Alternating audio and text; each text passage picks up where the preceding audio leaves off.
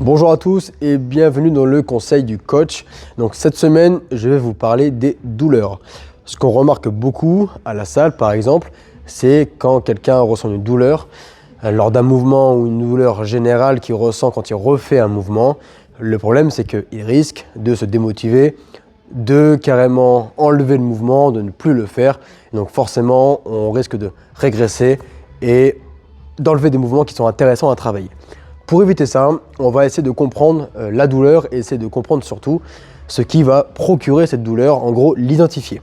Une fois que vous l'avez identifié, vous allez pouvoir recréer un exercice ou recréer la séance sans aller créer cette douleur. Je m'explique.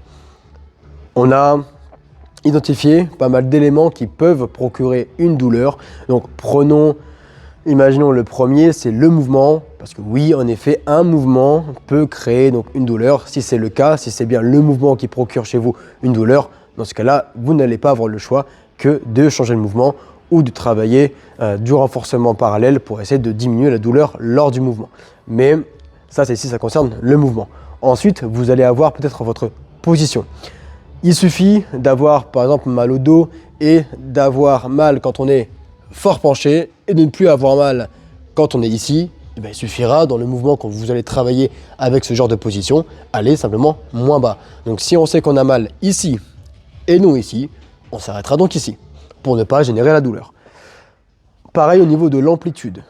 Je ne dis de bêtises, si je travaille sur des élévations frontales et qu'une douleur apparaît au niveau de l'épaule à cette hauteur-là, mais que jusque-là, je n'ai pas de douleur, pourquoi pas travailler déjà sur ce renforcement avec la hauteur qui ne me fait pas mal pour commencer à renforcer et puis progressivement essayer de revenir vers l'amplitude classique. Vous avez forcément le nombre de répétitions. Il arrive souvent que c'est la durée des répétitions qui fait créer une douleur. Ça veut dire, je fais 10 répétitions, je n'ai aucune douleur, mais à partir de la 11e, 12e, je commence à avoir mal. Dans ces cas-là, la solution est toute simple, vous allez vous arrêter à 10 répétitions. On ne va pas enlever le mouvement, mais on va juste adapter le nombre de répétitions par rapport à la douleur. C'est pareil par rapport à la charge. Si vous avez mal à 10 kg, mais que vous n'avez pas mal à 5 kg, il sera donc cohérent de travailler avec une charge plus légère pour réhabituer le muscle à prendre progressivement de plus en plus lourd et peut-être augmenter votre nombre de répétitions. Donc identifiez si c'est la charge, si c'est votre nombre de répétitions pour jouer entre les deux. Vous pouvez avoir la durée. Imaginons quelqu'un qui a une douleur de genou qui se met sur un vélo par exemple. Peut-être qu'il aura mal au bout de 20 minutes de pédalage, mais peut-être qu'au bout de 15 minutes, il n'a aucune douleur. Dans ce cas-là, il pourra faire 15 minutes de vélo et non pas 20.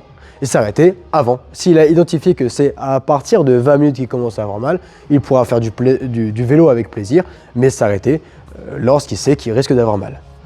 Et pour finir, la vitesse d'exécution. C'est évident, mais si on travaille sur un mouvement lent, il se peut que les muscles et les articulations aient plus le temps de se placer et donc ne créent pas de douleur.